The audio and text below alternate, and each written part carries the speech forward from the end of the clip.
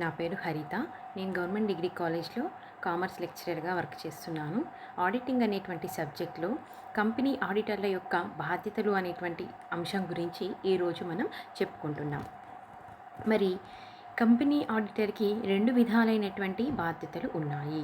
అవి ఏంటంటే, నెంబర్ 1 పౌర విధులకు సంబంధిత బాధ్యతలు పౌర విధులకు సంబంధించినటువంటి బాధ్యతలు, వీటిని సివిల్ డ్యూటీస్ అని అంటాము. ఇందులో భారతీయ కాంట్రాక్ట్ చట్టం క్రింద బాధ్యతలు ఉన్నాయి, కంపెనీల చట్టం కింద కూడా బాధ్యతలు ఉన్నాయి. ఇందులో పౌర విధులలో మళ్ళీ తిరిగి 2 విధాలుగా ఉన్నాయి. అందులో మొదటిది ఏంటిది, భారతీయ కాంట్రాక్ట్ చట్టం క్రింద బాధ్యతలు. రెండవది కంపెనీల చట్టం క్రింద బాధ్యతలు. రెండవ రకమైనటువంటి బాధ్యతలు ఏంటంటే నేర చేష్టల సంబంధిత బాధ్యతలు. వీటిని క్రిమినల్ డ్యూటీస్ అని కూడా అంటాం. సివిల్ డ్యూటీస్, క్రిమినల్ యాక్ట్స్ అన్నమాట. మరి ఇందులో కూడా మనకి 3 విధాలైన బాధ్యతలు ఉన్నాయి.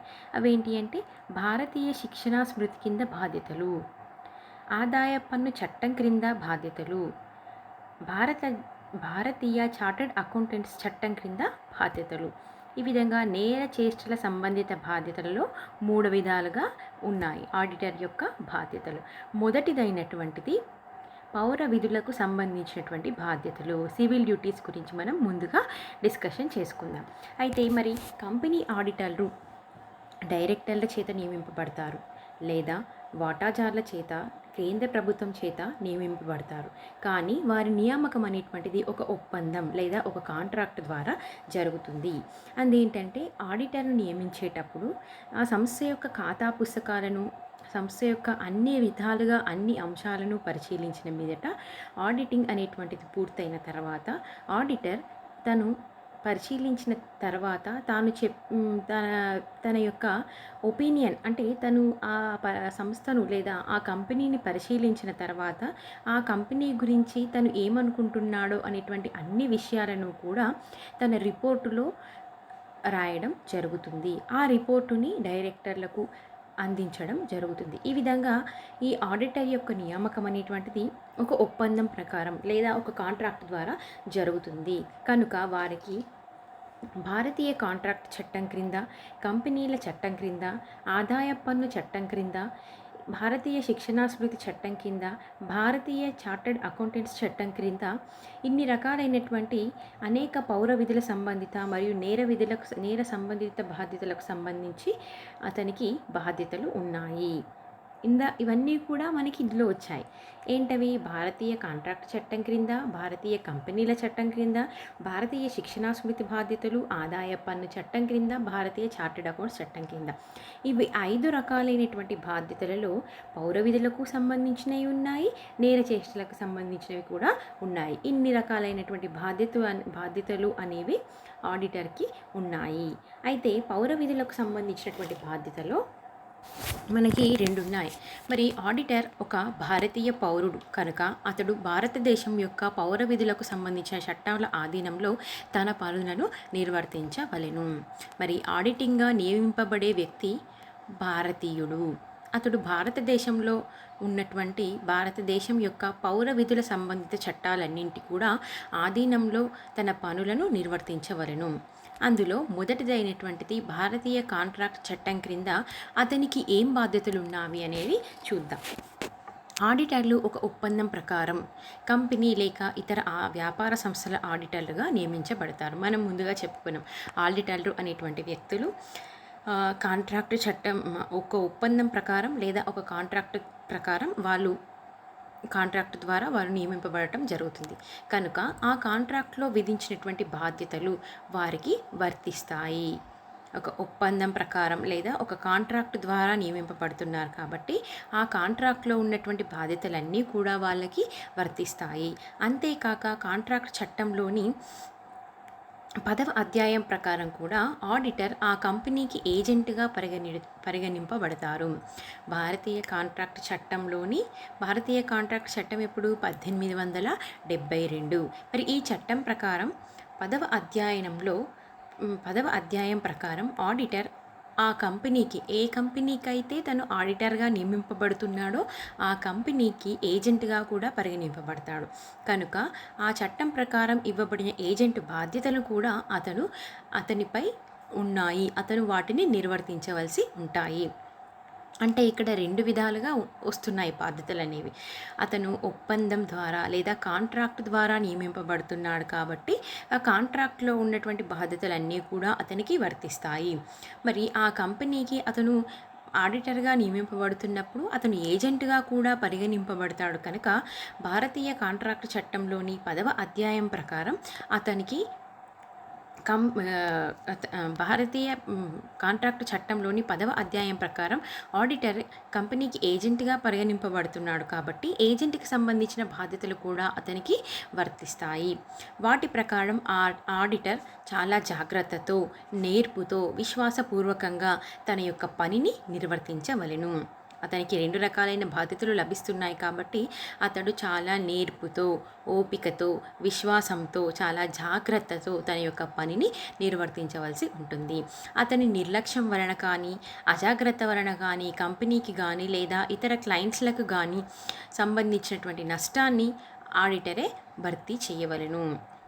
అంటే అందుకే చెప్తున్నారు. అతను చాలా జాగ్రత్తతో, నేర్పుతో, ఓపికతో, విశ్వాసంతో తన పనిని నిర్వర్తించాలి అని చెప్తున్నాడు.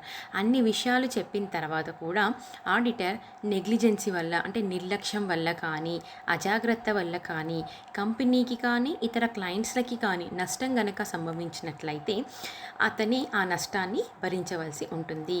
కానీ ఇతరులకు సంబంధించిన నష్టాలకు అతడు బాధ్యుడు కాదు.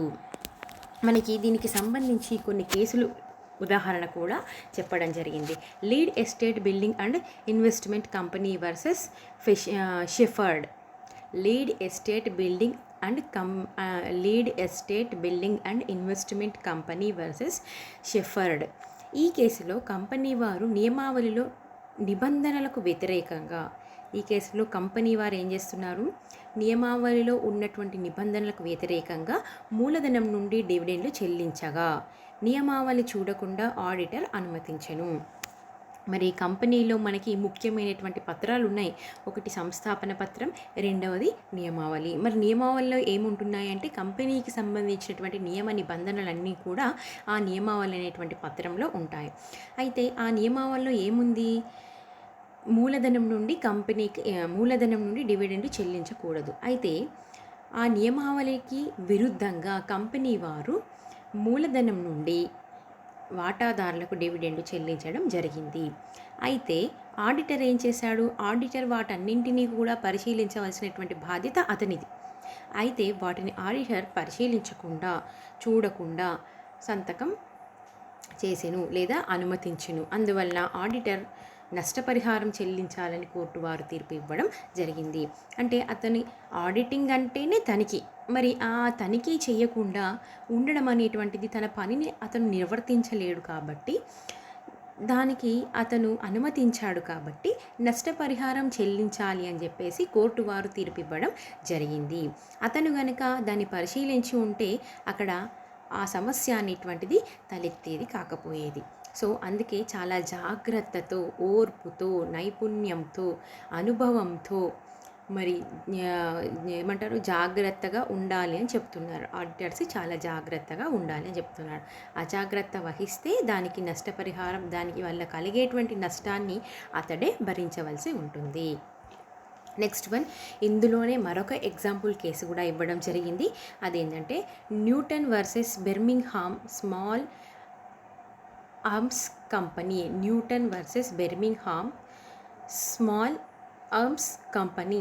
ఈ కేసులో డైరెక్టర్లు కంపెనీ ప్రయోగాత్మక రహస్య నిధి సీక్రెట్ రిజర్వ్ ప్రయోగాత్మక రహస్య నిధిని ఏర్పరిచి దాని గురించి ఆడిట్ రిపోర్ట్లో పేర్కొనవద్దని చెప్పగా ఆడిటర్ తన బాధ్యతను విస్మరించి అలా చేయడాన్ని న్యాయస్థానం తప్పుపట్టెను.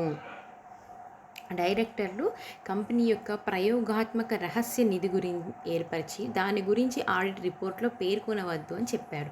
ఆడిటర్ చెప్పిన తర్వాత కూడా అతను బాధ్యతను విస్మరించి అలా చేయటాన్ని న్యాయస్థానం వారు తప్పుపట్టడం జరిగింది. అంటే చెయ్యవద్దు, సీక్రెట్ రిజర్వ్‌ని రిపోర్ట్‌లో పేర్కొనవద్దని చెప్పినప్పటికీ కూడా అతను రిపోర్ట్‌లో పేర్కొనడం జరిగింది. ఈ విధంగా తన యొక్క బాధ్యతలను విస్మరించినట్లయితే అతని బాధ్యతలను విస్మరించడం వలన కలిగిన నష్టాన్ని అతడే భర్తీ చేయవలసి ఉంటుంది.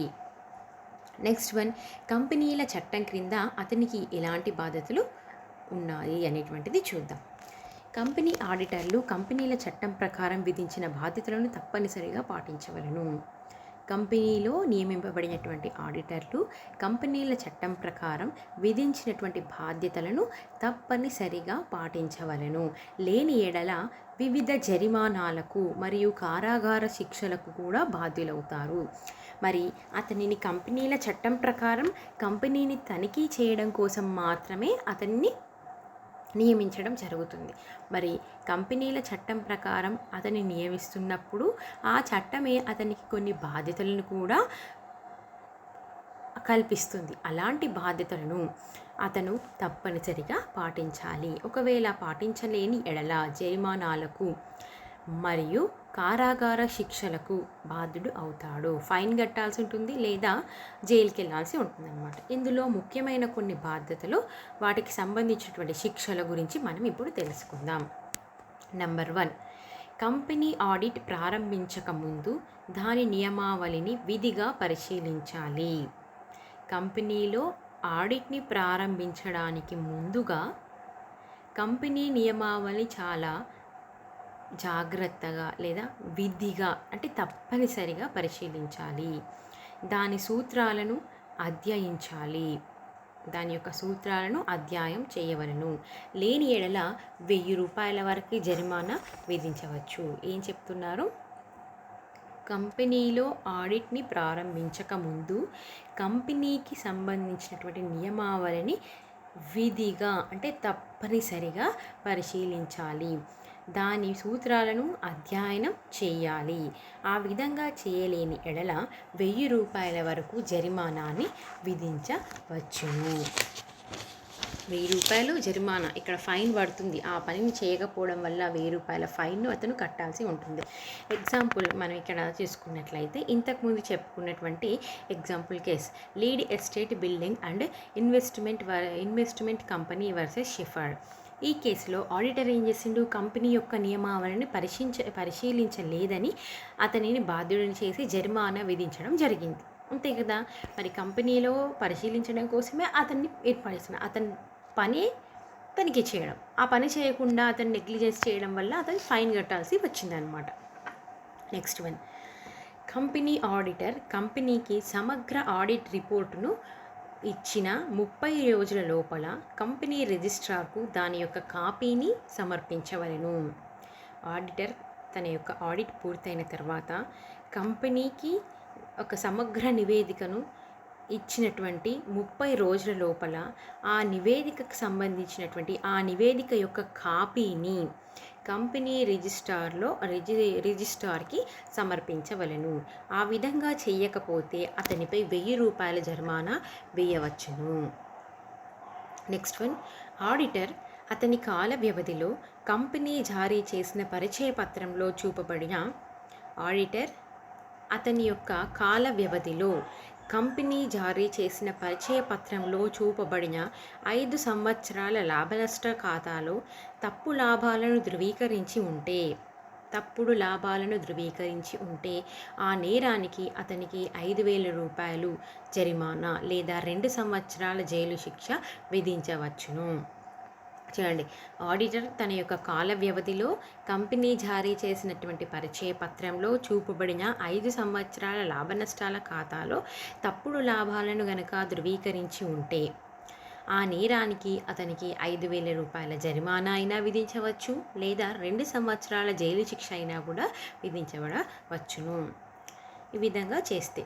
నెక్స్ట్ వన్, కంపెనీ పరిసమాప్తి సమయంలో అంటే కంపెనీని మూసివేయడం, పరిసమాప్తి అంటే టోటల్గా కంపెనీని తీసేసేయడం అనమాట. అలాంటి సమయంలో దాని ఖాతాలలో అసత్య పద్దులు వ్రాసినా లేదా నివేదికలు ఇచ్చినా అసత్యపు పద్దులు, అబద్ధము పద్దులు రాసినా, లేదా నివేదికలు ఇచ్చినా, లేదా వాటిని గోప్యంగా ఉంచడానికి ఏ ఖాతా పుస్తకాలనైనా లేదా పత్రాలలోనైనా చించివేసినా, దాన్ని రహస్యంగా ఉంచినా, అసత్యపు పద్దులు రాసి లేక నివేదికలను ఇచ్చినా, లేదా వాటిని గోప్యంగా ఉంచటానికి ఏదైనా ప్రయత్నం చేసినా, ఏ ఖాతా పుస్తకాలనైనా లేదా పత్రాలనైనా చింపివేసిన, లేదా కాల్చివేసిన, మార్చిన, నాశనం చేసిన, తప్పుడు సాక్ష్యం చెప్పిన అతనికి 5,000 రూపాయల జరిమానాతో పాటు 7 సంవత్సరాల కారాగార శిక్ష వేయబడుతుంది. అంటే కంపెనీని ఎట్లాగో తీసేస్తున్నాం కాబట్టి తప్పుడు పద్దులు రాద్దామని చెప్పేసి అబద్ధపు పద్దులు లేదా అసత్యపు పద్దులు రాసి, ఆ రాసిన వాటిని ఎవరికీ చూపించకుండా రహస్యంగా ఉంచి వాటిని నాశనం చేసిన, కాల్చేసిన, చింపేసిన, ఈ విధంగా ఇలాంటి పనులను చేసినట్లయితే ఇలాంటి పనులను చేసినట్లయితే అతనికి 5 సంవత్సరాల వరకు జైలు శిక్ష, 5,000 రూపాయల జరిమానా లేదా 7 సంవత్సరాల వరకు జైలు శిక్షను విధించడం జరుగుతుంది. నెక్స్ట్ వన్, కంపెనీ చట్టంలోని ఏవైనా నిబంధనలు ఉల్లంఘించినట్లయితే లేదా అతనికి ఇచ్చిన పత్రాలను వాపసు చేయకపోయినా 1,000 రూపాయల జరిమానా వేయవచ్చును. మరి అతను కంపెనీని తనిఖీ చేయడానికి నియమింపబడినాడు కాబట్టి అతనికి ఆడిట్ సందర్భంలో ఏవైనా పత్రాలు ఇచ్చి ఉంటే వాటిని ఇవ్వకపోయినా, లేదా కంపెనీ నియమావళిలో ఉన్నటువంటి నిబంధనలు ఉల్లంఘించినా కూడా అతనికి 1,000 రూపాయల జరిమానా విధించవచ్చును. నెక్స్ట్ వన్, కేంద్ర ప్రభుత్వం వారు కంపెనీ వ్యవహారాలపై శోధన అంటే ఇన్వెస్టిగేషన్ చేయడానికి నియమించిన శోధకుడు, ఇన్వెస్టిగేటింగ్ ఆఫీసర్. కేంద్ర ప్రభుత్వం వారు కంపెనీ వ్యవహారాలపై శోధన చేయడానికి నియమించిన శోధకుడుకు కావలసిన ఖాతా పుస్తకాలు, పత్రాలు, కాగితాలు మొదలైనవి ఇచ్చి తోడ్పడకపోతే అపరాధులైన అధికారులను శిక్ష పడకుండా కాపాడుట వంటి చేష్టలు చేసినప్పుడు ఆడిటర్లు నేరానికి తగిన శిక్షకు అర్హులవుతారు.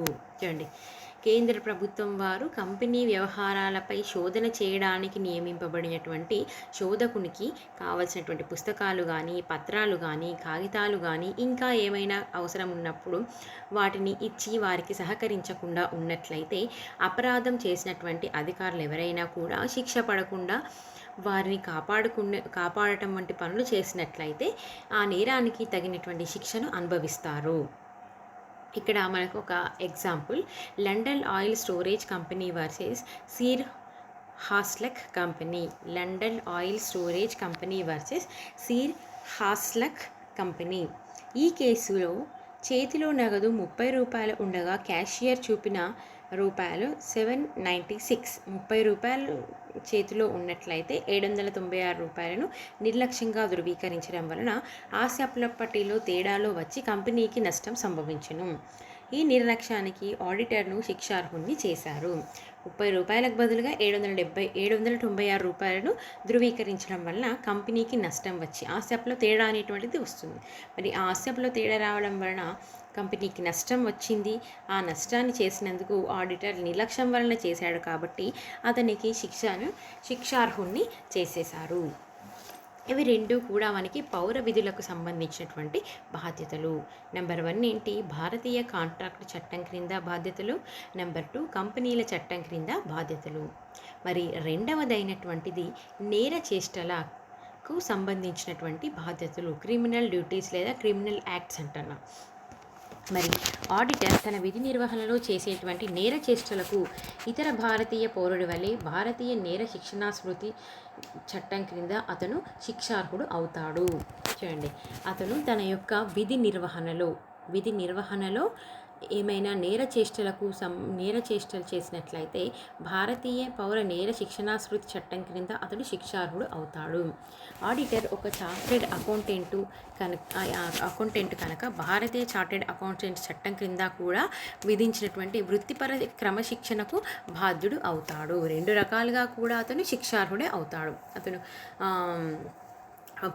భారతీయ పౌరుడి వల్ల నేర శిక్షణా స్మృతి చట్టం క్రింద కూడా శిక్షను అనుభవించాల్సి ఉంటుంది. అదేవిధంగా ఆడిటర్ అంటే అతని యొక్క విద్యార్హత CAI కాబట్టి చార్టర్డ్ అకౌంటెంట్స్ చట్టం క్రింద కూడా అతను శిక్షార్హుడు అవుతాడు. మరి మొదటిది ఇందులో భారతీయ శిక్షా స్మృతి చట్టం క్రింద బాధ్యతలు.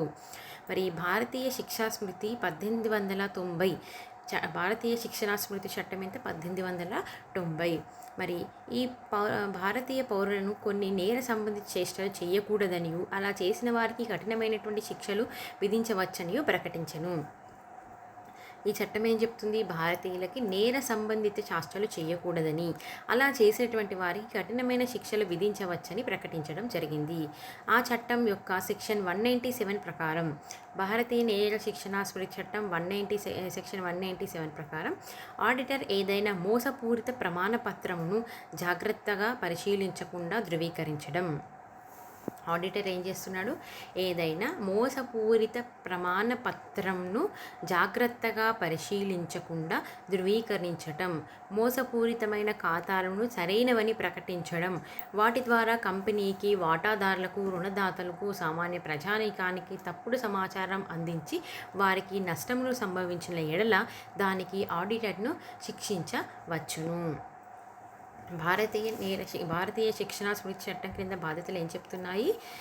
భారతీయుల నేర శిక్షణా స్మృతి చట్టం 1880 భారతీయ పౌరులు కొన్ని నేర సంబంధిత చేష్టలు చేయకూడదనియు ఆ విధంగా చేసినట్లయితే వారికి కఠినమైన శిక్షలు విధించవచ్చని ప్రకటించెను. ఆ చట్టం 1890 చట్టం సెక్షన్ 197 ప్రకారం ఆడిటర్ ఏదైనా మోసపూరిత ప్రమాణ పత్రంను జాగ్రత్తగా పరిశీలించకుండా ధృవీకరణ చేసినట్లయితే, ఆ మోసపూరితమైనటువంటి ఖాతాలను సరైనవని ప్రకటించినట్లయితే వాటి ద్వారా కంపెనీకి సంభవించే నష్టం వాటాదారులకు కలుగుతుంది, రుణదాతలకు కలుగుతుంది, ప్రజానికానికి కలుగుతుంది. సో ఇంతమంది నష్టపోతున్నారు కాబట్టి అతనికి ఆడిటర్ని శిక్షించవచ్చును. కంపెనీలోని అపరాధులైనటువంటి మరియు మోసగాలైనటువంటి సిబ్బందిని, అధికారులను శిక్షలు పడకుండా కాపాడినట్లయితే ఆడిటర్కు కూడా శిక్షించవచ్చును. అంటే తప్పు చేసిన వాళ్ళను కూడా అతను సేవ్ చేసినట్లయితే అతనికి కూడా శిక్షించబడుతుంది. నెక్స్ట్ వన్, ఆదాయ పన్ను చట్టం క్రింద బాధ్యతలు. ఆదాయ పన్ను చట్టం క్రింద ఉన్నటువంటి బాధ్యతలు ఏంటో చూద్దాం. ఆదాయ పన్ను చట్టం 1961 కంపెనీ యొక్క నికర లాభంపై ఆదాయం పన్ను చెల్లించవలసి ఉంటుంది. కంపెనీ యొక్క నికర లాభంపై ఆదాయ పన్నును చెల్లించవలసి ఉంటుంది కనుక దానిని లెక్కకట్టే ప్రక్రియలో ఆడిటర్లకు చాలా ప్రమేయం ఉంటుంది. ఆదాయ పన్ను చట్టం అనేటువంటిది కంపెనీ యొక్క లాభంపై చెల్లించడం జరుగుతుంది కనుక దానిని లెక్కకట్టే ప్రక్రియలో ఆడిటర్లకు చాలా ప్రమేయం ఉంటుంది. ఆ చట్టంలోని సెక్షన్ 277 ప్రకారం ఆదాయ పన్నుల రిటర్న్లో చూపించినటువంటి లాభం తప్పుడు లాభంగా చూపించినట్లయితే దాన్ని ధృవీకరించినందుకు 2 సంవత్సరాల వరకు కారాగార శిక్షకు విధించబడతాడు. సెక్షన్ 278 ప్రకారం కంపెనీ ఆదాయానికి సంబంధించినటువంటి తప్పుడు ప్రకటన చేసినారని ప్రేరేపించే వారికి కూడా కారాగార శిక్ష విధించబడుతుంది. మొదటిది ఏంటిది? సెక్షన్ 277 ప్రకారం ఆదాయ పన్ను చట్టంలో చూపించిన లాభం తప్పుగా చూపించినప్పుడు దాన్ని ధృవీకరించినందుకు 2 సంవత్సరాల వరకు జైలు శిక్షకు అర్హుడవుతాడు. సెక్షన్ 278 ప్రకారం కంపెనీని ధృవీకరించినందుకు కంపెనీ ఆదాయానికి సంబంధించినటువంటి తప్పుడు ప్రకటన చేసినారని ప్రేరేపించి వారికి కూడా కారాగార శిక్షను విధించడం జరుగుతుంది. నెక్స్ట్ వన్, భారతీయ చార్టెడ్ అకౌంటెంట్స్ చట్టం క్రింద అతనికి ఉన్నటువంటి బాధ్యతలు. భారతీయ చార్టెడ్ అకౌంటెంట్స్ చట్టం క్రింద ఆడిటర్కు ఉండేటువంటి బాధ్యతలు.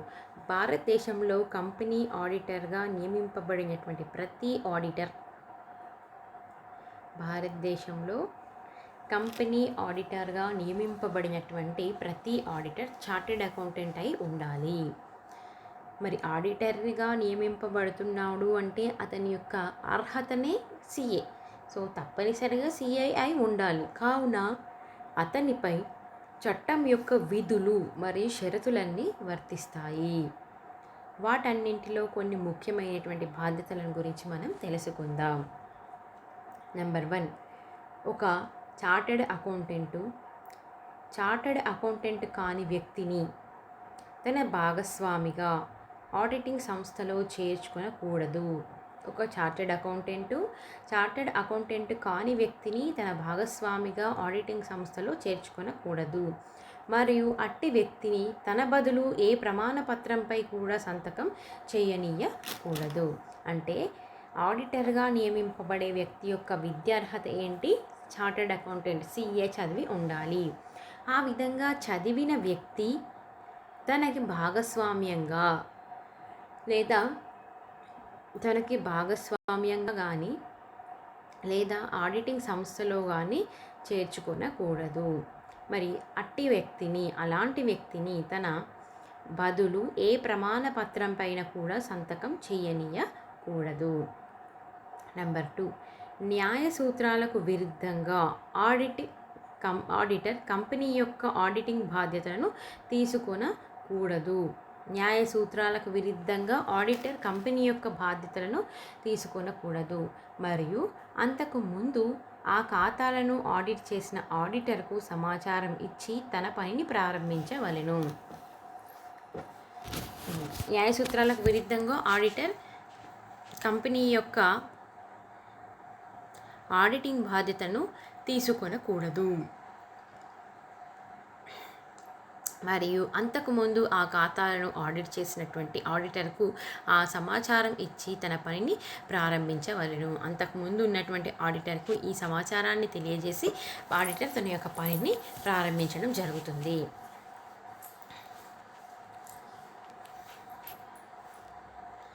చార్టెడ్ అకౌంటెంట్ అనేటువంటి వ్యక్తి ఆడిటర్ 24x6 ఇంచెస్ అంటే పెద్ద స్లేట్పై తన పేరును వ్రాయించకూడదు మరియు దానిపై తప్పుడు డిగ్రీలు వ్రాయించకూడదు.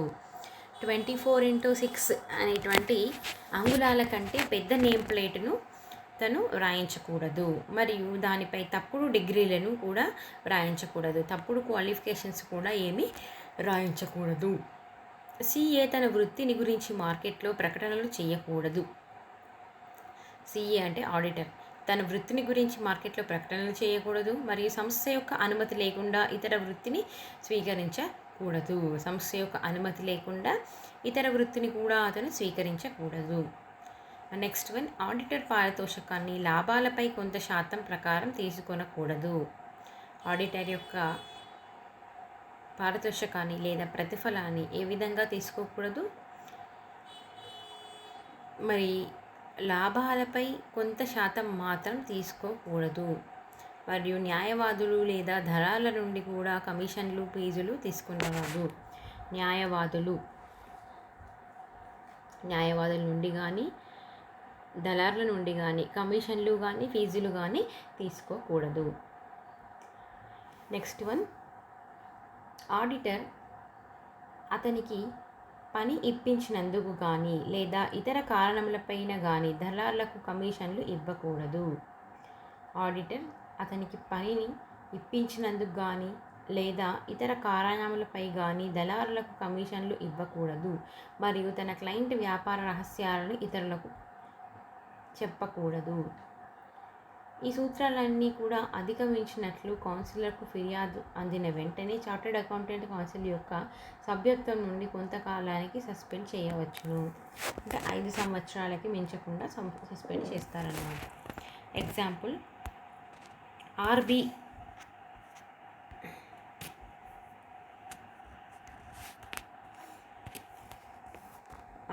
బాసు వర్సెస్ PK ముఖర్జీ అనేటువంటి కేసులో ఆడిటర్ తన ఫీజును కంపెనీ లాభాలపై కొంత శాతంగా ఛార్జీ చేసినందుకు అతనిని CA కౌన్సిల్ యొక్క సభ్యత్వం నుండి 3 నెలల పాటు సస్పెండ్ చేశాను. ఆర్బి బాసు మరియు PV ముఖర్జీ అనేటువంటి ఇద్దరు వ్యక్తుల కేసులో ఆడిటర్ తన ఫీజును కంపెనీ లాభాలపై కొంత శాతంగా ఛార్జీ చేయకూడదు. కంపెనీ లాభాలకి కొంత శాతంగా ఛార్జీ చేయకూడదు. అతనిని CA కౌన్సిల్ యొక్క సభ్యత్వం నుండి 3 నెలల పాటు తొలగించడం జరుగుతుంది లేదా సస్పెండ్ చేయడం జరుగుతుంది. Next one, deputy secretary ministry of human affairs. Deputy secretary లేదా ministry of human rights Gupta కేసులో ఒక బ్యాంకు యొక్క దాస్ అనేటువంటి వ్యక్తి గుప్తా కేసులో ఒక బ్యాంకు యొక్క చేతిలో నగదును సరిగ్గా లెక్క చేయకుండా ధృవీకరించినాడని, దాస్ అనేటువంటి వ్యక్తి కేసులో ఒక బ్యాంకు యొక్క చేతిలో నగదును సరిగ్గా లెక్క చేయకుండా ధృవీకరించినాడని మరియు బ్యాంకు డ్రాఫ్టులు రుణాల మొత్తాలను కూడా పరిశీలించకుండా ధృవీకరించామని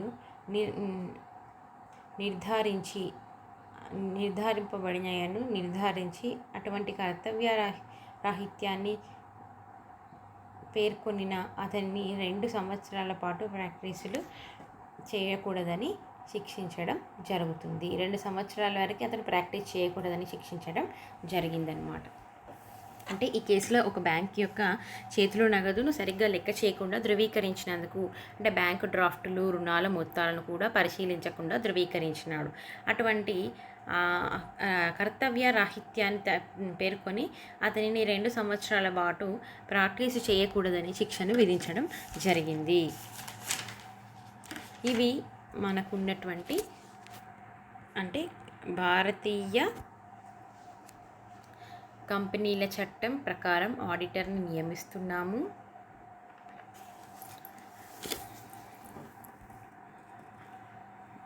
భారతీయ కంపెనీల చట్టం ప్రకారం ఆడిటర్ని నియమిస్తున్నాము. ఆడిటర్కి 2 రకాలైనటువంటి బాధ్యతలు ఉన్నాయి.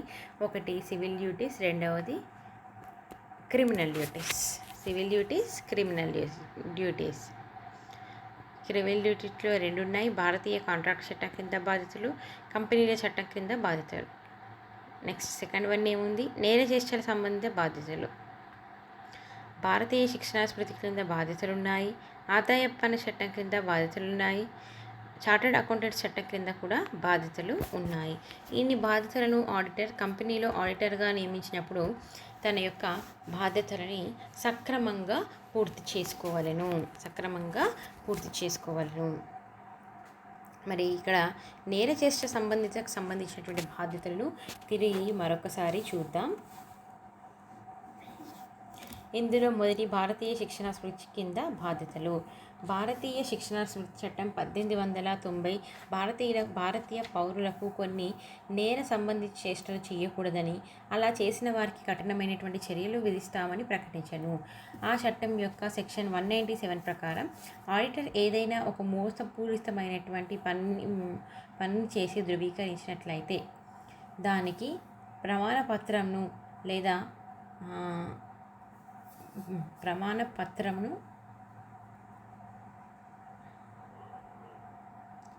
భారతీయ చార్టర్డ్ అకౌంటెంట్ కనుక అతను చార్టర్డ్ అకౌంట్ చట్టం కింద అతను మోసపూరిత ప్రమాణ పత్రమును చాలా జాగ్రత్తగా పరిశీలించకుండా ధృవీకరించినట్లయితే మోసపూరితమైనటువంటి ఖాతాలను సవివరమైనవి ప్రకటించడం, వాటి ద్వారా కంపెనీ వాటాదారులకు, రుణదాతలకు మరియు సామాన్య ప్రజానికానికి తప్పుడు సమాచారం అందించి వారికి నష్టం సంబంధించినందుకు ఆడిటర్కి శిక్షించడం జరుగుతుంది.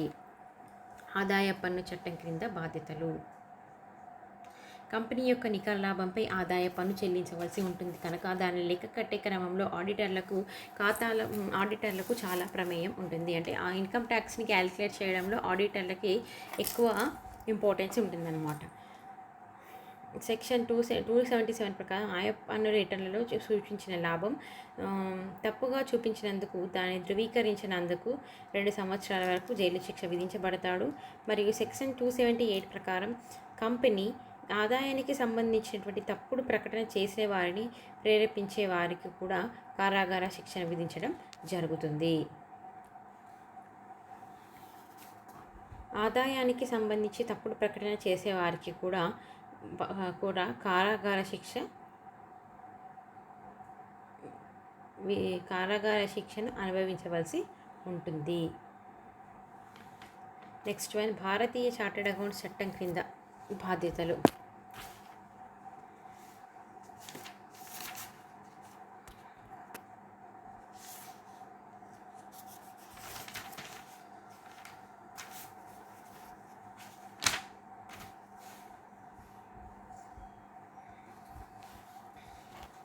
భారతీయ చార్టర్డ్ అకౌంట్స్ చట్టం క్రింద బాధ్యతలు. భారతదేశంలో కంపెనీ ఆడిటర్గా నియమింపబడేటువంటి కంపెనీకి అంటే ప్రతి చార్టెడ్ అకౌంటెంట్ నియమింపబడే ప్రతి వ్యక్తి కూడా చార్టెడ్ అకౌంటెంట్ అయి ఉండాలి. మరియు ఆ చట్టంలోని సెక్షన్ సెక్రటరీగా వ్యవహరించాలి. మరియు ఆడిటర్ తన బాధ్యతలను చాలా జాగ్రత్తగా, నేర్పుతో, విశ్వాసంతో కంపెనీల చట్టం క్రింద నెరవేర్చడం జరుగుతుంది. సో ఇవన్నీ కూడా మనకి నేర చేష్టలకు సంబంధించినటువంటి బాధ్యతలు, civil duties and criminal duties. ముందుగా మనం ఒకసారి మళ్ళీ చూద్దాం. కంపెనీ యొక్క ఆడిటర్ల బాధ్యతలు 2 రకాలు. మొదటిది పౌర విధులకు సంబంధించినటువంటి బాధ్యతలు. ఇది తిరిగి మళ్ళీ 2 విధాలుగా ఉంది. భారతీయ కాంట్రాక్ట్ చట్టం కింద బాధ్యతలు, రెండవది కంపెనీల చట్టం కింద బాధ్యతలు. సెకండ్ హెడ్డింగ్ నేర చేష్టలకు సంబంధించినటువంటి బాధ్యతలు. భారతీయ నేర చేష్టలకు సంబంధించినటువంటి బాధ్యతలు 3 రకాలు ఉంది. భారతీయ శిక్షణా స్మృతి కింద బాధ్యతలు. నెక్స్ట్ వన్ భారతీయ ఆదాయ పన్ను చట్టం క్రింద బాధ్యతలు. నెక్స్ట్ వన్ భారతీయ చార్టర్ అకౌంటెంట్ చట్టం క్రింద కూడా బాధ్యతలు. ఈ విధమైనటువంటి బాధ్యతలను ఆడిటర్ చాలా జాగ్రత్తగా, ఓర్పుతో, నేర్పుతో సహకరించి మనకి మంచి గ్రేడ్ను పొందే విధంగా ఆడిటర్ చేయాలి. సో ఇవన్నీ కూడా ఆడిటింగ్కి సంబంధించినటువంటి ప్రశ్నలు. మరి ఇందులో మనం కొన్ని టాపిక్స్ చెప్పేసేసుకున్నాము ఆల్రెడీ. ఇప్పుడు ఈరోజు ఈ టాపిక్ గురించి తెలుసుకున్నాము. సో మళ్ళీ నెక్స్ట్ క్లాస్లో మరొక టాపిక్తో మళ్ళీ మనం కలుద్దాం. Okay, right.